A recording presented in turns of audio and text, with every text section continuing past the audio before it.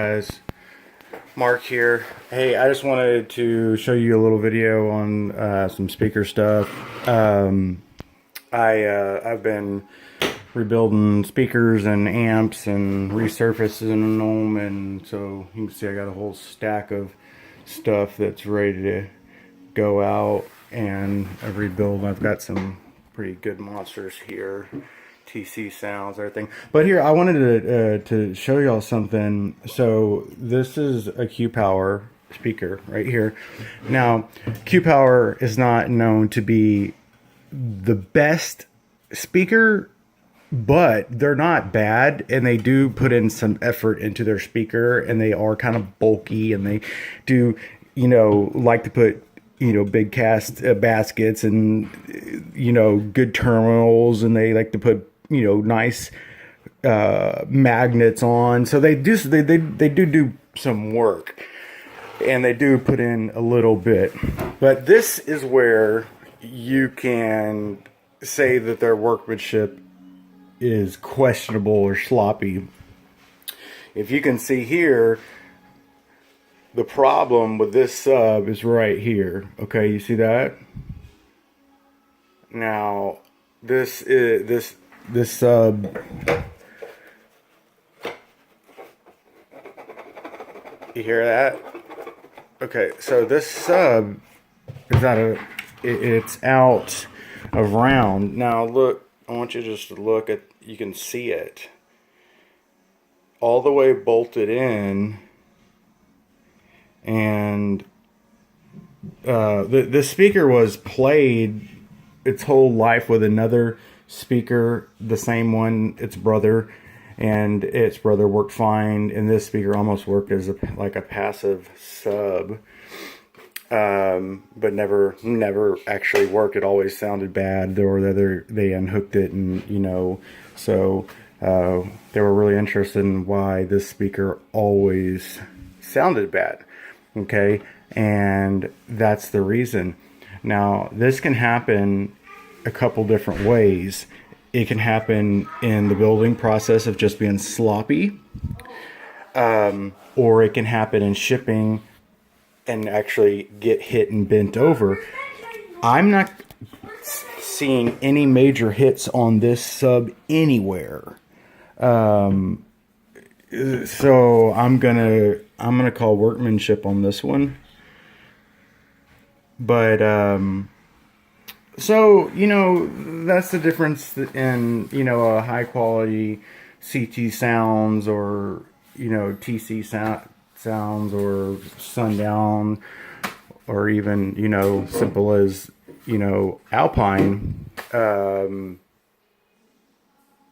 Not only do they put in the work, and even Kicker, even Kicker over here, not only do they put in the work of tooling everything the right way, but they put it together the right way, and they're checking this stuff. This should have never walked past QC. It should have. It should have been caught. And maybe it was, and they just didn't care and sent it out anyway. And some poor guy, bought them, and for life of him, thought he had some good speakers, and he didn't, because of a simple little problem. I mean, look how beautiful that coil is, just perfect, and everything to make a good sub, even double stitch surround. Look how big that surround is.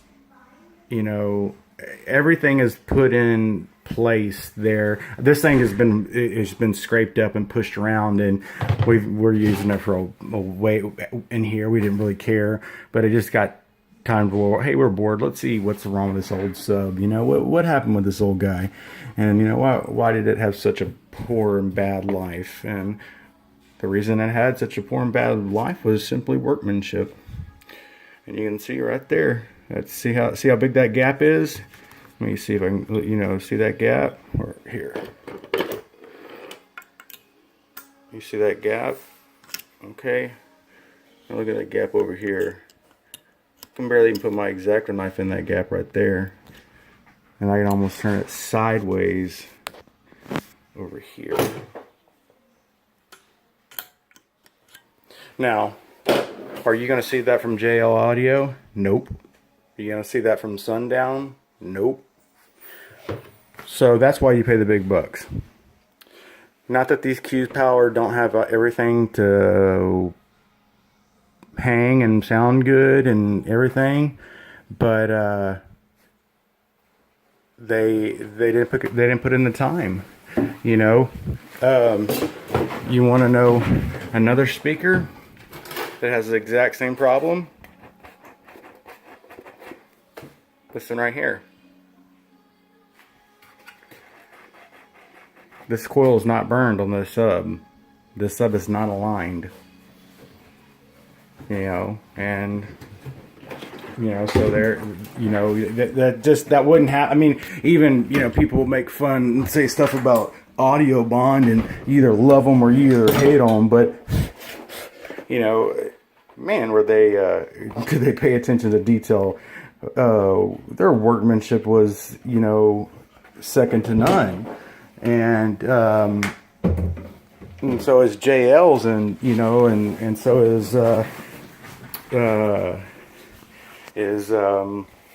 Scar Audio's is really, you know, I've checked out Scar Audio's and it's really good. American Bass I've checked out, done these subs with really good stuff. They do really do put in a lot of good effort in the Scar and the American Bass. I like both of them. CT Sounds in here.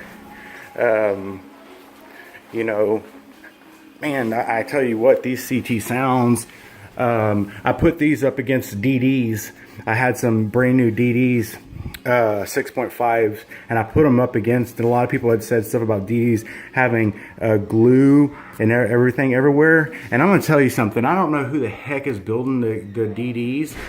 The things sound great, and they're awesome subs. They're really expensive, and the glue guy, he needs to settle down, because there was glue all over it, just like other videos you've seen. I mean, glue. I mean, it was just like a glue mess.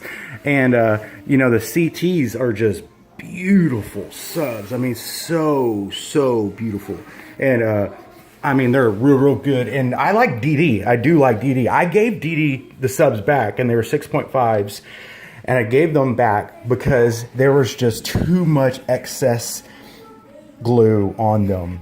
And I just, you know, I'm looking for clean and competition. So that's a Strato, and here's a Mezzo over here. Hold on, let me put this down. Okay, so there's some, you know, here's some, look at those straps on that thing. That's an 8-inch sub.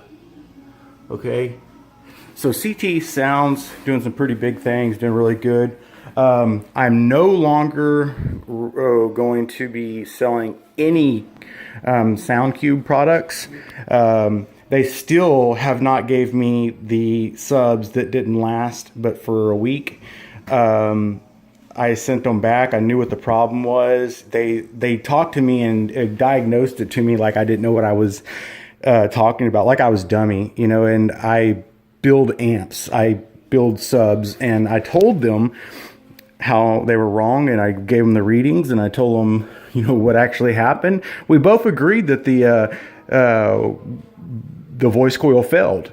We just didn't agree on why it failed. And the reason why it failed is because I bought the lower line sub, and it was a cheap voice coil, and that was it. It did not handle the rating power that it was supposed to. While it was playing, it did sound really good, you know, and I didn't have any problems with that. But whenever I called them to get, you know, them to go ahead and rebuild them or send me a build kit or give me my money back, whatever they wanted to do, you know, I wasn't, you know, too worried about that. I got a fight on my hands. So they were literally, oh, you're threatening us and you're this and that. And I'm like, what are you talking about? Because I told them I had a YouTube channel and I put my stuff on YouTube, and they're like, you know, don't threaten us, and you know, we're not going to help you at all if you threaten. I'm like, dude, I just want my money back. I don't even want to deal with you guys anymore. Just give my money back. I paid, you know, the money to ship it to you guys, which, you know, whenever I had a problem with Scar, they footed the bill for the shipping, which was cool. And they gave me the part back in record time. and I had a problem with CT, same thing. DD, I had a problem with DD, took the sub back, no questions asked. You don't like it? It's too much glue on it? Do you want another one? No, I think I'm going to go with these other subs. Okay, no problem. I hope we can do business in the future. All good companies. Fallon, no. I've dealt with Sundown. They're same thing. They usually will get you right up and going in whatever way they can, whatever fashion. And I like Sundown. It's a great company. I actually have very good luck with JL too. But so far, I'm adding SoundCube to the list. I had a problem with was it the DBs, and they were really bad customer service, and I had major problems. So I got the DBs, and now I got SoundCube on that list of beware. So I'll bring you guys some more videos. I was working with Monster Audio on some of my rebuild stuff. I just switched over to PSI Audio and fixed my speaker, and I'm working with them on parts and stuff like that. I have not finished my first experience with them, so I can't give you a review on that, but I took EXO's word because I'm a subscriber of his. I'm also a subscriber of Steve Mead, which seems to like them, and I'm also with down with sound. Jonathan Parks, I love that guy too. And Sound Man, that guy is hilarious. So, but all of them seem to be on the same page that PSI is really good. So I'm trying them out. I want to see how they build something, and how they do everything versus how I would do it, and versus how Monster Audio in Arizona would do it. Am I getting that wrong? I feel like I'm getting that name wrong. I'm probably getting it wrong.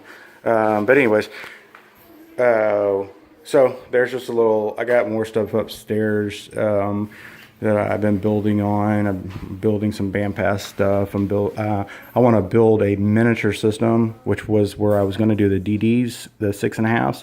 I was actually going to do a miniature fiberglass wave system like the Bose wave, but I was going to dual wave it, and I was going to isobaric dual it, and put a spacer in between the middle of them, and then make a wave on each side, and then basically have it like that. And I was really interested to see how that would turn out. But I still have all the stuff to do that project. I do plan on doing it with my son. Instead, I showed him how to build a speaker from scratch.